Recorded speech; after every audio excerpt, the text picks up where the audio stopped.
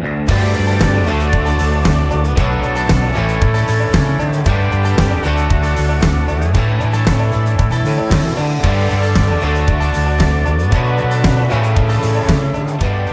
¿cómo están? Bienvenidos a un nuevo capítulo del programa Una para Todas.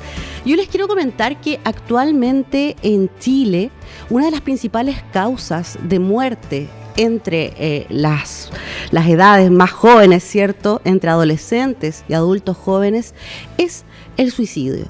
Sin ir más lejos, según datos del MinSal, en el año 2022 se registraron 1.602 casos, lo cual es bastante alarmante y que además ha crecido todo este problema de la salud mental y que lleva finalmente como consecuencia mortal el suicidio luego de la pandemia, ¿cierto? Ha sido una explosión enorme y es por eso que hoy queremos hablar sobre esto y para eso estamos con dos profesionales de la salud mental del CESAMCO de las Ánimas. Estamos con Felipe Pardo, quien es psicólogo, y estamos también con Javier, ¿cierto? Javier Rebolledo, quien es psiquiatra infanto-adolescente. Muchas gracias, Javier y Felipe, por estar hoy día acá hablando sobre este tema tan importante y que, como yo lo comentaba, después de la pandemia comienza a ser una epidemia, ¿no? Este problema de salud mental, que hoy día además tiene atestado de pacientes todo el sistema público. Pero primero, saludarles, ¿cómo están? Muy buenas tardes, muy bien, muchas gracias. ¿Cómo estás, Felipe? Bien, gracias por la invitación a hablar de estos temas que son tan relevantes. Que son relevantes y también tabúes, ¿no? Porque a veces nos cuesta hablar de estas cosas que son un poquito más difíciles. Para comenzar a un poco a desmenuzar esta problemática y cómo se produce un suicidio y de manera sencilla también y muy respetuosa, ¿qué es el suicidio y por qué puede llegar a ocurrir? ¿Por qué una persona puede llegar a atentar contra su vida? La pregunta para los dos, desde sus diferentes enfoques, por supuesto. ¿Quién parte, profesor? Profesor, dale nomás. Bueno, yo soy del equipo de adultos del CESAMCO de las Ánimas. Venimos un representante de cada equipo respectivamente.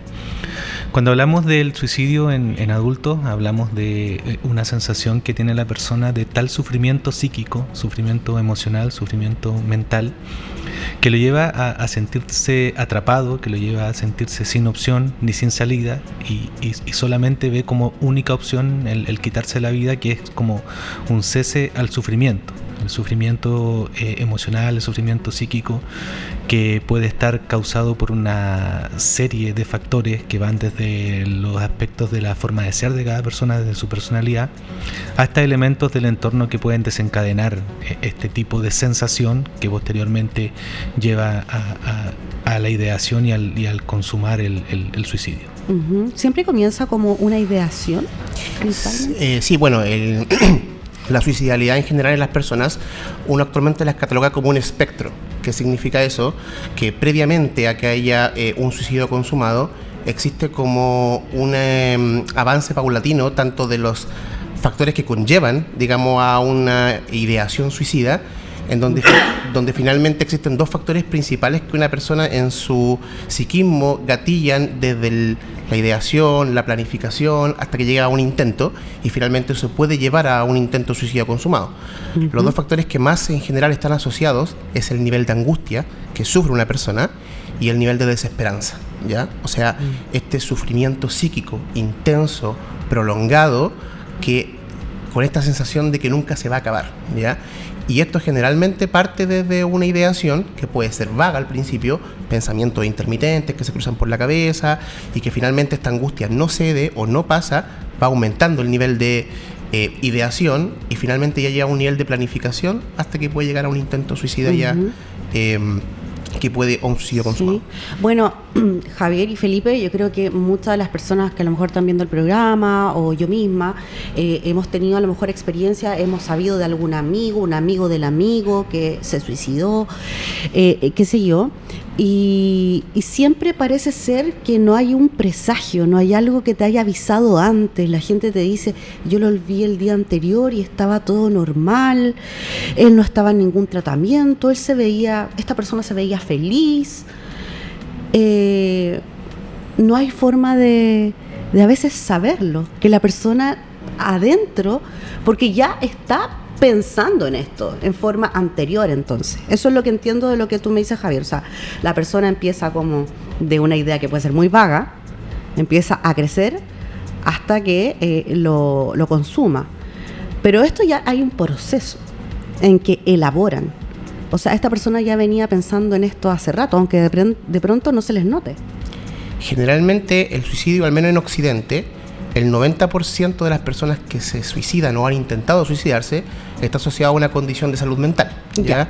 Hay un 10% que se puede deber a factores culturales o en por ejemplo, Oriente, ¿ya? Hay mucho más como predominio también de cultura o de idiosincrasia de la sociedad.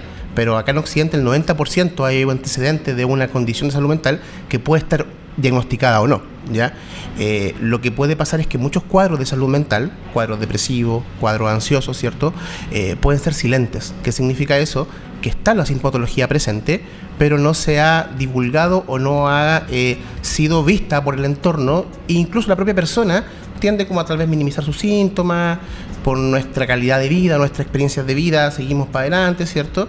Pero el nivel sintomático está ahí, baja de ánimo, angustia, la habilidad emocional, puede haber inestabilidad emocional, que puede estar como, digamos, ajeno al resto de la gente que lo rodea, y finalmente, cuando explota en un intento suicida, la gente se pregunta, claro, ¿qué pasó acá antes de poder ver qué había pasado?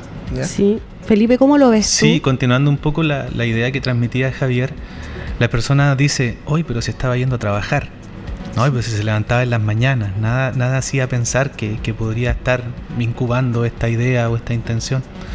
Pero claro, generalmente, y de acuerdo como a factores culturales, sociales, comunitarios incluso, tendemos a relacionar el bienestar con la funcionalidad. Entonces, en la medida de que cada persona es funcional, va a trabajar o que cuida a los hijos o mantiene como algunos aspectos de la rutina, dice, esta persona nada lo hacía presagiar. Sin embargo, también hay algunas señales, y yo creo que por eso es importante que nosotros lo hablemos acá, porque dentro de las señales que se pueden identificar son varias. O sea, partiendo primero porque se dice desde el mito, ¿cierto?, que la persona que se va a suicidar no habla del tema. No dice que se va a suicidar, o el que se va a suicidar en realidad no lo dice. Uh-huh. Pero claro, de repente la persona sí lo habla, sí lo tira como indirecta o sí lo habla abiertamente. Ahí va a depender un poco del contexto en el cual la persona se desarrolle. Pero claro, pueden haber ciertas señales. Hay personas, por ejemplo, que no sé, van y cierran una cuenta, o deciden hacer un testamento, por ejemplo, o deciden dejar cerrado ciertos ciclos. Y de hecho hay otro elemento que es bien particular, que la persona que se va a suicidar, a veces cuando está como con la ideación y lo decide, lo invade una sensación de calma. Viene como un bienestar, porque ya la decisión está tomada. Ya se hicieron a veces incluso cartas de despedida, ya se planificaron los distintos elementos que están pendientes, y la persona siente un alivio. Entonces dice, oh no, pues yo lo vi bien, lo vi mejor que nunca. Y claro, y al otro día está la noticia trágica de que pudo haber existido el suicidio. Para ustedes, Felipe y Javier, las condiciones actuales de vida pueden estar incidiendo en un alza en los suicidios, por ejemplo, adolescentes, el uso, por ejemplo, de pantallas, el idealizar la vida, de pronto el uso de redes sociales, sumado también a los adultos que estamos teniendo una vida tan rápida, con poco espacio para la reflexión o para el ocio, para de pronto arriesgarnos a hacer cosas distintas. ¿Creen que esta vida que nos ha traído esta forma que tenemos actualmente, tiene que ver? ¿Tiene relación? Bueno, claramente el suicidio o el espectro suicida es multifactorial, ¿cierto? Y claro, de todas las condicionantes que pueden existir, tienen que ver también, primero, al menos en población infanto-juvenil, con experiencias adversas tempranas en la infancia, por ejemplo, dinámicas maltratantes, digamos, a nivel familiar, algunas experiencias traumáticas, por ejemplo, ligadas al abuso sexual, el bullying actualmente o el acoso escolar, que es muy importante y cada vez se ha visto más, también por el auge de las redes sociales y del ciberbullying. Y también lo que se ha visto en este último tiempo es un poco las dinámicas familiares que, al menos lo que refieren los adolescentes que yo atiendo, una desconexión entre la familia o una vivencia de soledad, como por este ajetreo cotidiano, la excesiva carga laboral de los padres, muchas familias ya no se sientan a comer juntos, pocas interacciones positivas conjuntas entre la familia, cada uno por su lado, digamos, y esto sumado a diferentes experiencias que cada adolescente puede vivir en su infancia, suman a esta como especie de vulnerabilidad hacia cuadros del ánimo que finalmente se pueda llegar a la suicidalidad como una opción. Entonces tiene que ver tanto con experiencias difíciles que han podido generar trauma, pero también con experiencias familiares sobre todo, y también las experiencias escolares.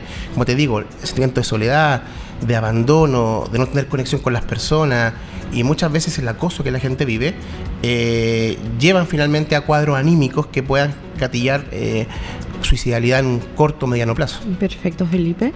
Sí, también obviamente el desarrollo que tiene la persona a lo largo de su vida, las experiencias tempranas, también a veces ciertas vulnerabilidades desde el punto de vista anímico, genético, y también el entorno actual que tú mencionabas, el individualismo, el sufrir en silencio, las menores oportunidades que hay de compartir en entornos comunitarios. Ya no se da eso de quizás de antaño, que la gente, por ejemplo, por el Año Nuevo se salían y se abrazaban con el de la esquina, los vecinos se ubicaban, la señora del negocio, qué sé yo. Sí. Todo también este entorno que socioeconómico, sociocultural que estamos viviendo, hace que nos vayamos distanciando un poco de esa mirada comunitaria y que vayamos siendo cada vez más individualistas. El dejar de exponernos a la mirada de otro, a compartir con el otro nuestra precariedad, nuestra vulnerabilidad, hace que las emociones más tormentosas se vayan viviendo más en soledad. Entonces, claro, pueden haber también, por ejemplo, ambientes que pueden ser reparatorios para personas que han tenido experiencias adversas de soledad, de abandono, que puede ser una comunidad o un club deportivo o incluso en la iglesia, por ejemplo, que sí se pueden sentir acompañados, pero vemos que todos esos elementos de la comunidad también están en desmedro. Las instituciones, claro, las instituciones están desacreditadas, todos esos espacios de comunidad que eran espacios de confianza están siendo corrompidos. Entonces también es parte de la crisis. Sí, y esto también, esta sensación como de conocer mucha gente y de tener mucha gente en tus redes sociales y al mismo tiempo sentirte tan solo. Hacemos tantas cosas, pero no tenemos muchos espacios para mirarnos a los ojos, conversar. Ya se da muy poco. También puede ser algo que esté influyendo. Pero desde la pandemia es algo indiscutido, no solamente en Chile, sino que a nivel mundial, que explotó una pandemia posteriormente de salud pública, que es los problemas de salud mental. ¿Cómo ven ustedes esto desde el trabajo público que ustedes ejercen? ¿Cómo está respondiendo el sistema? ¿Qué es necesario implementar? ¿Y desde qué edades? ¿Qué podemos hacer para poder mejorar desde lo público?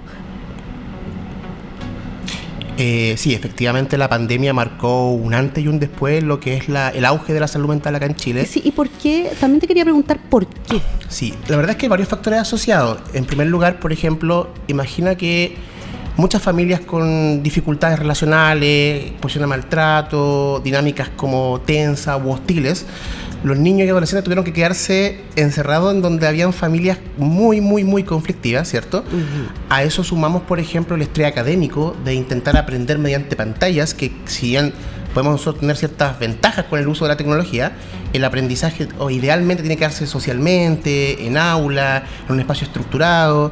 Entonces muchos niños y adolescentes también vieron afectado el rendimiento académico, rezagos educativos, que finalmente después de pandemia también se vio evidenciado en el rendimiento, dificultades con lectoescritura en los niños más pequeñitos, disminución de las habilidades sociales también, que permitían menos comunicarme con mis pares, ¿cierto?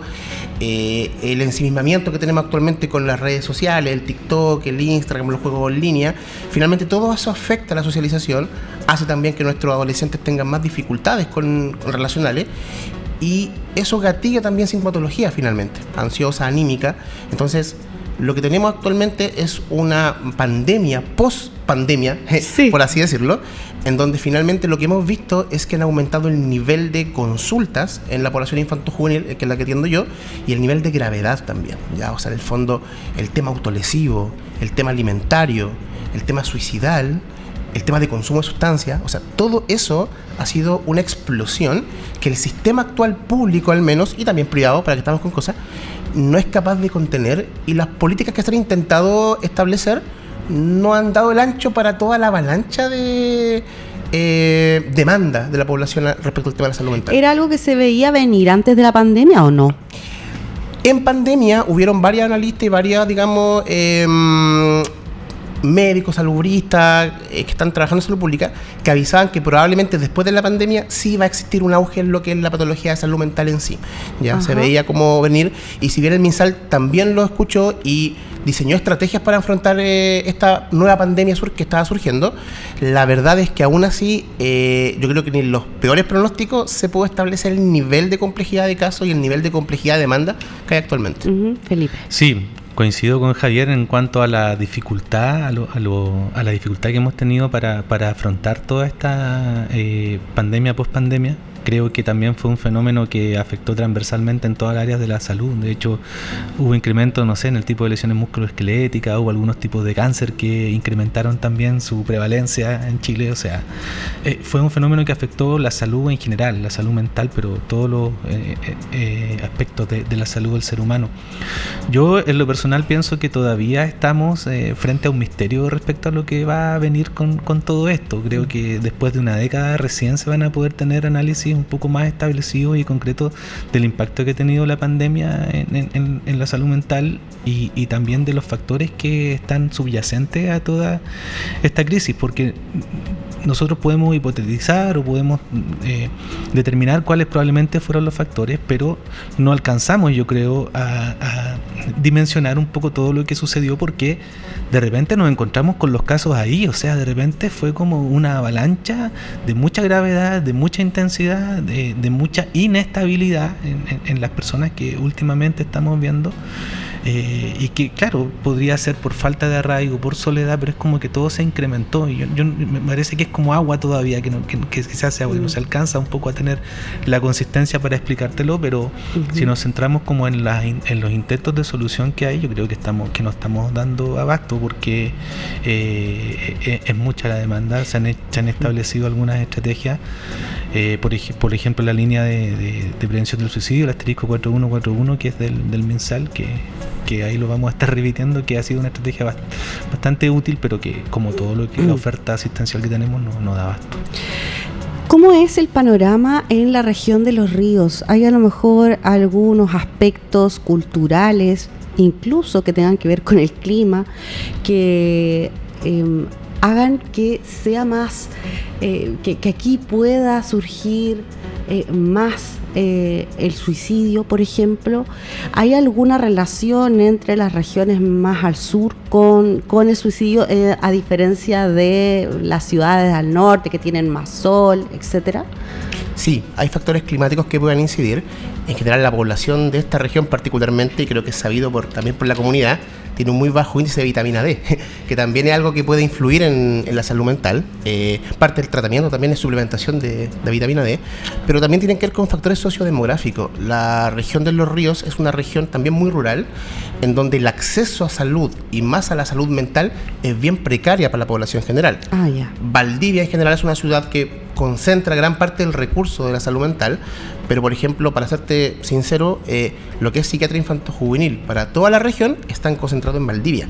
No hay ninguna otra comuna de las otras 11, aparte de Valdivia, que tengan acceso a especialistas, por ejemplo, o a intervenciones de un nivel de mayor complejidad. Entonces, por ejemplo, para la gente que vive en Panguipulli, que vive en Coñaripe, en Chohuenco, tienen que viajar a Valdivia con todo lo que eso conlleva para recién poder ver un especialista. Y los programas de salud mental de APS, que son los que también parte o suplen la atención inicial, tampoco dan abasto, porque son programas pequeñitos en donde lo más tienen 1 o 2 psicólogos, por ejemplo, para toda esa población. Entonces, si bien tal vez alguien requiera psicoterapia o intervención psicológica, pese a que tal recurso no es el recurso suficiente, porque los controles, por ejemplo, las intervenciones son muy espaciadas. Entonces, por ejemplo, el psicólogo del hospital de Panguipulli, por ejemplo, te pongo un ejemplo, podrá ver una vez al mes a su paciente, que en una intervención psicoterapéutica eso es muy poco. Entonces, son como parches que se pueden hacer, pero la intervención real puede ser no tan efectiva. En la región de Los Ríos, a ver si Felipe me puede responder a esta pregunta, ¿qué panoramas tenemos en relación a las tasas de suicidio y las consultas por riesgo? Las cifras que nosotros manejamos es que son 16 o 17 suicidios consumados por cada 100.000 habitantes. Uh-huh. Que es una estadística que está por sobre el promedio nacional. ¿Cuál es el promedio nacional? 10.7 actualmente. Bastante sobre el promedio. Claro, sí. Sí, hay otros factores como, claro, lo climático también. Ahí en Valdivia, los puentes. O sea, las personas que... Bueno, tenemos varios puentes en Valdivia. Las personas que quieren cruzar para Las Ánimas tienen que pasar por un puente. De hecho, es un relato recurrente que nosotros escuchamos cuando vemos a nuestros pacientes. Salí de aquí y estuve a punto de pasar a tirarme al puente. O venía para acá y casi me tiró al puente. De hecho, hay una colega, a Nicole, que le enviamos ahí un abrazo cariñoso. Le ha tocado, ella es enfermera, le ha tocado hacer intervenciones y llevarse a personas al CESAMCO que estaban ahí en el puente. Sí, a nosotros nos pasa también, como estamos aquí en el canal, de repente, y bastante frecuencia, oye, están moviéndose los organismos de emergencia porque están sacando a una persona que está intentando tirarse en el puente. Y no pocas veces, ¿eh? También es algo que, como tú lo mencionas, ahora que lo dices, que es bastante recurrente. Algo que mencionaste que es súper importante, tiene que ver con el nivel de intentos también, ¿ya? Nosotros hablamos de suicidio consumado. Actualmente, según las cifras que manejamos, el 2025 ya van 27 intentos consumados, ¿ya? Pero por cada persona que por cada persona que logra suicidarse, hay 10 que lo han intentado. Entonces, claro, uno habla de suicidios consumados, pero la población que intenta suicidarse es mucho más alta, ¿ya? Entonces, lo que pasa es que también muchas personas llegan a urgencias por intento suicida, ya sea por intoxicación farmacológica, intentar lanzarse del puente, ahorcamiento, autolesiones cortantes, y son personas que no logran, o digamos, llegar al suicidio consumado, pero también revierte una gran gravedad, porque son personas que son vulnerables a repetir un segundo intento, o un tercero, o un cuarto, y que lleguen finalmente a un suicidio. Entonces, de hecho, dentro de los factores de riesgo que uno evalúa son los intentos previos. Ya. También les quería preguntar, y algo que a mí me inquieta mucho, es que hemos llegado a ver suicidios de niños de 8 años. Hoy día vemos suicidios de niños tan chicos. No tengo idea si antes era igual de frecuente, o será porque ahora está todo más globalizado, que lo vemos en las noticias, lo vemos en todos lados. Pero es algo que preocupa. Hay suicidios, como la sensación que tengo yo, al menos, de que hay suicidios de niños más pequeños hoy día. Sí, en general hay descrito. Por suerte no es lo más común, ¿ya? La suicidalidad bajo 14 años, al menos en en suicidio consumado, no es alta, ¿ya? Pero sí cada vez estamos viendo intentos más precoces. Por ejemplo, 9 añitos, 10 añitos, ¿ya? O también inicio de autolesiones, también muy precoz. Niñitos o niñitas de 9 años que ya empiezan con autolesiones cortantes y que finalmente eso puede ser un predictor a suicidalidad a futuro. Entonces, si bien existen suicidalidad en niños bajo 12 años, por ejemplo, es poco frecuente, pero lo que nos preocupa actualmente es el nivel de aparición de la ideación suicida, que sí, antes, por ejemplo, que era a partir de los 12, 13, 14, hemos visto niños de 9, 10 años que ya están como de repente pensando en la muerte como una opción. Y eso revierte una gravedad tremenda, porque finalmente uno analiza a ese niñito o niñita y se explica por qué un niño tan pequeñito piensa en la muerte como una opción, ¿cierto? Cuando ni siquiera el concepto de muerte todavía está bien como claro a nivel cerebral, ¿cierto? Exacto. Pero aún así ya lo están viendo. Y eso generalmente, y siendo bien sincero, habla de un componente traumatogénico más o menos importante o dinámicas familiares o escolares que son súper ansiolíticas. Perfecto, Felipe. No sé si quieres decir algo con respecto a eso. O sea, me parece preocupante. La verdad es que nosotros en el centro estamos divididos por equipos, entonces el panorama actual que tenemos cada uno es desde los adultos y desde los infantos juveniles. Ahora, si nosotros habláramos, por ejemplo, de rango etario, podríamos reconocer que hay cierta, por ejemplo, edad que hace que los hombres, por ejemplo, tengan más riesgo de suicidio. O sea, hombre mayor de 50 años, ¿sí? Que a lo mejor no tiene una pareja o que está separado, que vive solo, revierte un mayor riesgo que una mujer en las mismas circunstancias, por ejemplo. ¿Y eso a qué se puede deber, Felipe? ¿A qué se puede deber? Bueno, yo creo que está relacionado con factores culturales también. Los hombres de generaciones más anteriores, no tanto, sí, tan anteriores a nosotros.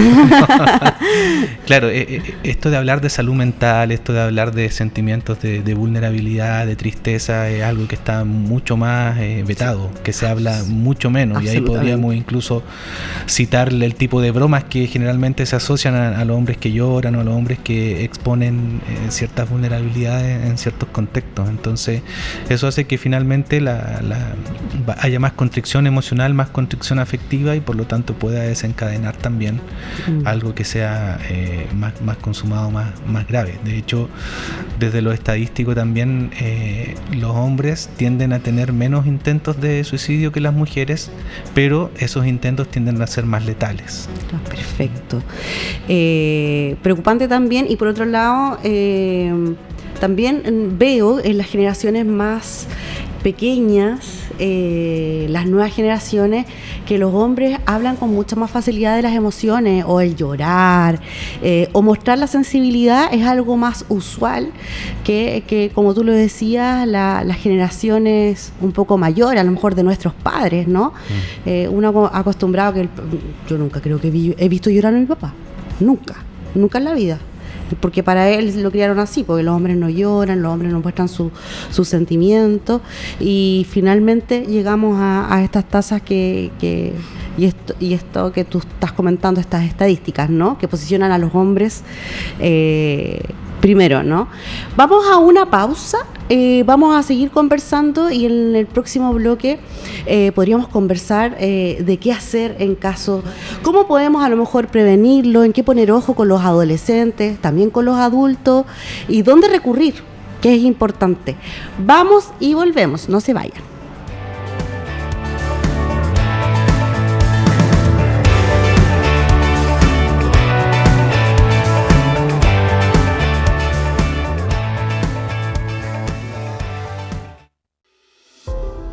Hola, mi nombre es Valdivia, y junto a mí te invito a recorrer mis aguas, mis tierras, mi selva. La selva valdiviana es uno de mis principales encantos. Miles de personas recorren mis zonas buscando la magia dentro de mí, adentrándose en la niebla, recorriendo mis humedales, que hacen única mi naturaleza, buscando historias que son contadas entre las cortezas de mis árboles, ubicados en cerros milenarios que protegen mi exuberante biodiversidad, caminando entre jardines aromatizados por sus flores, senderos verdes, cuidados desde las alturas por los grandes coigües y olivillos, viviendo mi historia, mis fortalezas, legados ancestrales que protegieron mis aguas, mis bosques y mis tierras. Como hoy se protegen mi flora y fauna única en su especie, y rodeado de helechos, un mundo lleno de vida nace, crece, vive. Desde curiosos anfibios a aves que visten de blanco y negro. Te invito a conocerme, a mi verde magia y a mis senderos naturales escondidos. Ven y descubre. Valdivia, la buena vida. Invita Ilustre Municipalidad de Valdivia.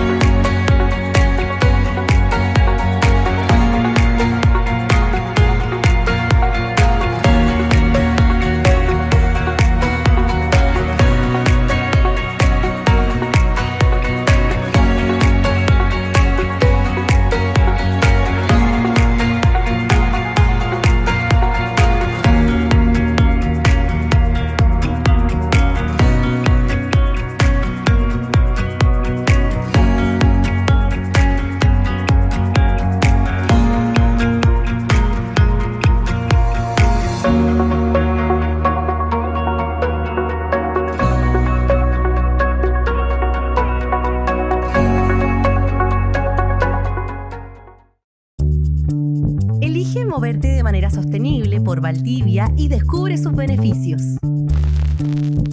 Comienza tu día en bicicleta y experimenta la libertad de desplazarte mientras cuidas de tu salud y el medio ambiente.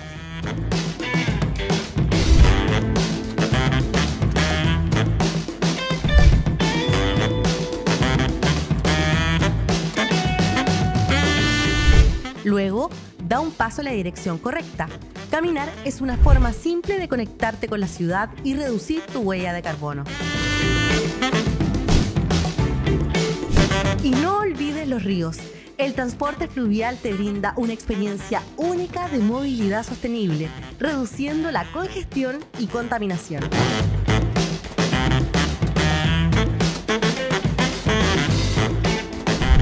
Finalmente, autobuses y colectivos se convierten en tus aliados para llegar a diferentes rincones de nuestra ciudad. Cada elección que haces suma a un Valdivia más verde y sostenible, con menos tráfico, aire más limpio y un mejor futuro para todos y todas. Súmate y muévete sin auto. Iniciativa impulsada por la ilustre Municipalidad de Valdivia y WWF en colaboración con la Mesa de Movilidad Sostenible de Valdivia.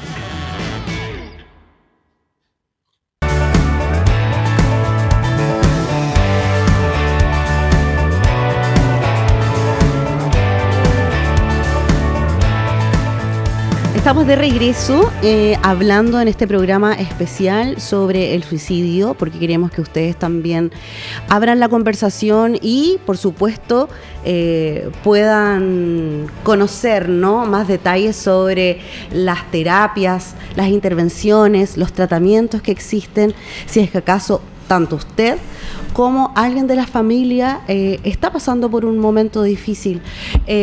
Javier, Felipe, la pregunta es, ¿cuáles son los tratamientos y las intervenciones que existen tanto en el caso adolescente como también para los adultos? Bueno, comenzamos con los adultos. Ajá. Bueno, son diversas. ¿Ya? Es importante aquí determinar que el tratamiento o la intervención para personas que han tenido riesgo suicida o que han tenido intentos de suicidio no solamente pasa por lo sanitario, o sea, no solamente pasa por la institucionalidad de salud, sino que es súper importante implicar y activar la comunidad, la familia, las redes, los colegios, el entorno en general. Mira. Y también es súper importante, obviamente, la atención en entornos o en espacios donde hay tratamiento para salud mental.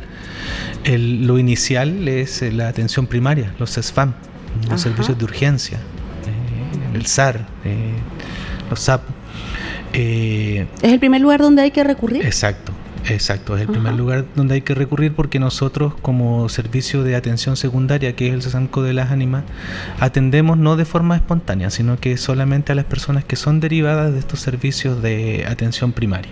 Perfecto. Y cuando las personas son derivadas, si han tenido un intento suicida, son derivadas al CESAMCO, ¿a qué tratamiento pueden optar en el servicio público? O sea, más o menos el flujograma que nosotros tenemos es que se hace un ingreso, la persona tiene una primera entrevista que es con un psiquiatra y con alguna dupla, se dice. O sea, puede ser un trabajador social, puede ser un psicólogo, un terapeuta ocupacional, enfermero. Y en función de eso, de los riesgos, de los síntomas, de todo el panorama, porque se hace un ingreso y se tratan de abordar los elementos en mayor cantidad posible, se establece un plan de tratamiento. Y el plan de tratamiento implica desde lo psiquiátrico, lo médico, lo farmacológico, la psicoterapia, la terapia ocupacional, que es algo que es poco conocido, pero es súper importante, porque ¿La terapia ocupacional? La terapia ocupacional, sí. Porque uno de los elementos que también afectan mucho a la salud mental de las personas, la falta de ocupación, la falta de rutina, la falta de ocupación es significativa. Nosotros vemos en el equipo adulto que hay personas que están, por ejemplo, cursando depresiones que a veces son resistentes y que están desempleadas. y de repente encuentran trabajo, que es decir, una ocupación significativa, y a veces al poco tiempo se dan de alta. Buenísimo. Entonces, la terapia ocupacional es algo muy relevante también en todos los temas anímicos y por supuesto también en la intervención para prevenir el suicidio y también en lo que ocurre después de un intento, que es una postvención. Javier, en tu caso... De igual manera, como decía Felipe, para problemas complejos las soluciones también son complejas, y en general para un problema que es multidimensional también las intervenciones son en varias dimensiones. Nosotros principalmente la dimensión que se aborda, aparte de la clínica, ¿cierto?, es la dimensión escolar, que es súper importante coordinarse con los colegios, adaptaciones curriculares, evaluación diferenciada, para que el colegio no sea una sobrecarga, sino que en el fondo sea un apoyo, digamos, para nuestros adolescentes. El trabajo con las familias es indispensable, ya... al menos lo que es población infanto-juvenil, no podemos trabajar solo con el adolescente o con el niño. Tenemos que trabajar también con su familia, ver las pautas relacionales, cómo se llevan entre ellos, qué pasa con las dinámicas, qué pasa con los estilos comunicacionales, qué pasa con la contención emocional que pueden hacer estos padres o sus cuidadores a nuestros niños, y también al enfoque comunitario, ¿cierto? Fortalecer, por ejemplo, las juntas de vecinos, que puedan apoyar la actividad deportiva, todas las actividades extracurriculares que pueda participar un niño ni adolescente. Finalmente, también como decía Felipe, el primer abordaje se hace desde atención primaria, que es finalmente donde la gente tiene que consultar en caso de que sientan que su hijo o hija pueda tener alguna dificultad en la salud mental. ¿Cuáles son estas?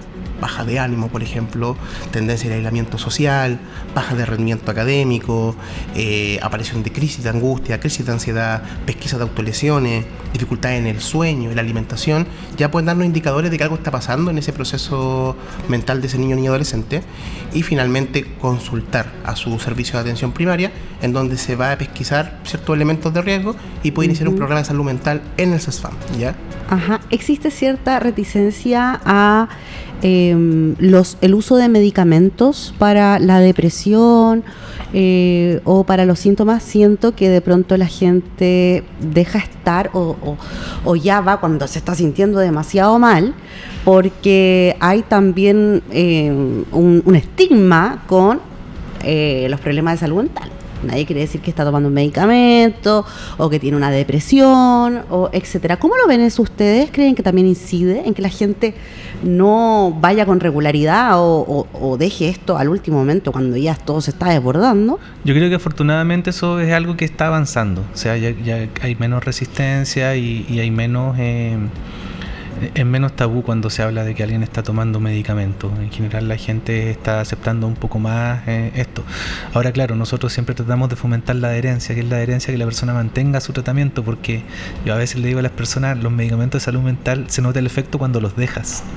Porque la persona de repente se está sintiendo y dice, ya estoy bien, los dejo de tomar, pero los dejo, y ahí se nota el efecto real de lo bien que le estaba haciendo sentir. Sí. Y el tema de los medicamentos es fundamental también para los cuadros de salud mental que nosotros nos toca abordar. Nosotros necesitamos que la persona tenga una estabilización desde lo biológico, desde lo neurobiológico, para poder empezar a intervenir, porque generalmente las personas que nos toca ver están con un nivel de sufrimiento psíquico, de crisis, de sufrimiento en el fondo, que hay muchas intervenciones que se pueden hacer, pero que también requieren que la persona tenga que movilizarse, y a veces no está la energía emocional, mental, psíquica para poder movilizarse y empezar a generar como cambios en su entorno que le permitan sentirse mejor. Así que es súper importante. ¿Cuáles son algunas de las acciones o factores protectores que nos podrían, tanto a adultos como a niños, un poco ayudar a no llegar a algo tan extremo como un intento suicida? ¿Qué nos puede ayudar con nuestra salud mental? Aunque suena increíble, cosas tan básicas como conversar con la familia, las dinámicas positivas conjuntas, compartir espacios de interés con nuestros hijos, preguntarles cómo les fue en el colegio, salir a dar una vuelta, compartir una comida en conjunto, que son cosas que pareciera que son básicas, pero realmente se han perdido en este último tiempo. El intentar dejar el celular, digamos, en la mesa o en el bolsillo, en la pieza, pero no estar todos con las pantallas comiendo, ¿cierto? Idealmente también salir de la casa y poder hacer caminatas, por ejemplo. Yo sé que no todos tienen los medios para salir de paseo, pero de repente, oye, vamos a comer algo, vamos a tomar un helado, vamos a algún río cercano, a hacer un picnic. Todas esas cosas que antes eran mucho más frecuentes, actualmente con el individualismo y con la desconexión de la familia, se ha perdido un poco, ¿ya? Uh-huh. Casi como que hay que decirle a sus padres, oye, ¿cuándo fue la última vez que dijiste a tu hijo que lo querías, que estaba orgulloso? ¿Cuándo fue la última vez que le preguntaste cómo estaba con sus amigos? Y como te digo, son cosas que suelen ser básicas y que uno lo da por sentado, pero no es tan frecuente que esas cosas se hagan en las familias, ¿ya? O al menos en las familias que nosotros vemos con nuestros adolescentes con suicidalidad. También el tema de convivencia escolar es súper importante, el pesquisar el bullying, pesquisar cómo está la dinámica dentro del grupo curso, cuando a un chico le va mal en el colegio por alguna razón, preocuparse porque le esté yendo mal, tal vez tendrá dificultades de aprendizaje, y eso puede incidir en su autoestima. Entonces, todas esas como intervenciones que son preventivas nos pueden ayudar mucho a que un adolescente no gatille un cuadro depresivo, un cuadro ansioso, y que eso finalmente no gatille también después un cuadro suicidal. Y son cosas que uno psicoeduca finalmente en la intervención, ¿eh? Pareciera que como que uno tiene que hablar con la familia y decirle, oye, veamos cómo estamos funcionando, cómo se comportan ustedes entre ustedes, qué cosas como comparten como familia, y ahí uno se da cuenta de que finalmente y lamentablemente las familias están muy desconectadas con sus miembros. Wow. En el caso de los adultos, Felipe, es como lo mismo, o sea, el aislamiento, el individualismo, la falta de comunicación, las burlas de repente, porque los fenómenos que se dan, por ejemplo, en la violencia escolar, en el bullying, son finalmente manifestaciones de algo que también está ocurriendo en las casas, son patrones que se repiten muchas veces. Uh-huh. Entonces, la actividad física, la alimentación, el sueño, el descanso, ahí también aparecen lo de las pantallas, por ejemplo, los trastornos del sueño son algo que está incrementando con el paso del tiempo, y ahí nosotros mismos estamos dentro de ese grupo de riesgo porque usamos las pantallas, la tele en el dormitorio. Pero es claro, es como volver a lo esencial y partir de ahí como que fuera una pirámide, o sea, descanso, alimentación, uh-huh, compartir en comunidad, actividad física, rodearse en entornos positivos, como decía, lo deportivo, lo comunitario, las juntas de vecinos, estas ferias navideñas que hacen algunos vecinos ahora. Todas esas cosas son positivas porque de repente se producen ahí dinámicas que son impensadas, que son impredecibles, y resulta que a la vecina que vivía a 3 casas allá les pasó lo mismo con su marido, uh-huh, que se había puesto, no sé, a tomar más, a beber más, y lo que realmente le estaba pasando era que estaba angustiado por una razón, uh-huh, que después de la comunicación se sabe cuál es. Entonces ahí sumamos otro elemento, la importancia de la comunicación. La comunicación, cuando es sostenida, también genera confianza. El hablar temas que no son fáciles rompe barreras. Entonces es como volver a cosas que se piensa que están, pero que a veces al hacer un barrido no están. Tú tocaste un tema, hablaste del alcohol, y con respecto a eso mismo te quería preguntar yo, el alcohol y el uso de drogas, ¿con qué frecuencia pueden incidir en que una persona tenga una ideación suicida? O sea, de hecho, dentro de este espectro suicidal del cual hablaba Javier, hay elementos que van sumando, y uno de ellos es el uso de sustancias. El uso de alcohol y también de droga. Una, porque tienen un efecto que hace que el sistema nervioso funcione de una manera no adecuada y que hacen que el ánimo esté más bajo. Y también que son sustancias que son desinhibidoras, por lo tanto también pueden desencadenar conductas que habitualmente sin el consumo serían inhibidas. Ahora, en el fondo, cuando hay consumo, la impulsividad está a flor de piel, por lo tanto puede desencadenar también hechos y sucesos que son más consumados. De hecho, no es poco frecuente también que en el caso a caso que nosotros vemos, muchas sobreingestas farmacológicas están en un contexto de consumo de alcohol. Ajá, perfecto. Finalmente, me gustaría que pudiéramos recordarle a la gente dónde pueden acudir y qué es lo que tienen que hacer en el caso tanto de que sus hijos pasen por una situación como esta o ellos mismos. ¿Qué es lo que tienen que hacer? Javier. Claro, al menos cuando hay pesquisa de estos signos precoces que te comentaba recién, cuando yo pesquiso a mi hijo o mi hija con baja de ánimo, bajo rendimiento, consultar si está pasando algo, y finalmente si tengo la duda, también consultar el servicio del CESFAM, ¿cierto? Pero si finalmente mi hijo me devela que hay un pensamiento de muerte, que hay una ideación suicida, o me dice, ay mamá, que hace 3 meses me tomé las pastillas con el fin de morirme, idealmente ir al servicio de urgencias, ¿ya? El servicio de urgencia tenemos que ver lo que el espectro suicida es una urgencia, ¿ya? Y finalmente en la urgencia se evaluará la gravedad del caso y si es que requiere o no hospitalización o si requiere una evaluación por psiquiatra, digamos, en forma urgente, y se contraderivará a los servicios necesarios. Por ejemplo, como te decía el Felipe recién, nosotros que somos un nivel secundario recibimos derivaciones desde el sistema a nivel primario, o sea, APS, pero también desde urgencia o desde la hospitalización. Entonces, finalmente es una forma de buscar ayuda, ya sea de una forma más lenta por servicio de APS, o rápida por urgencia si yo veo que la gravedad del caso lo amerita. Y es llegar a urgencia con mi hijo, porque finalmente hay un riesgo de un nuevo intento suicida o finalmente, y que no lo queremos, un suicidio consumado. Perfecto. Por el área de los adultos igual, o sea, la familia aquí es el principal, o en teoría debería ser quien está más cerca y quien protege más, aunque a veces, claro, no es así, es contraproducente de repente algunas dinámicas relacionales que hay dentro de la familia, pero también los amigos, las personas que están cerca, si ven a la persona que está más aislada, si ven que está más solitaria, si ven que está con ideas de desesperanza o con más bajo ánimo, también abrir la comunicación y si hay cosas ya más graves, propiciar que se pueda atender también en las urgencias y buscar ayuda también dentro de la red de salud. Súper. Muchas gracias, Felipe, Javier, por hoy día estar acá hablando de este tema tan importante.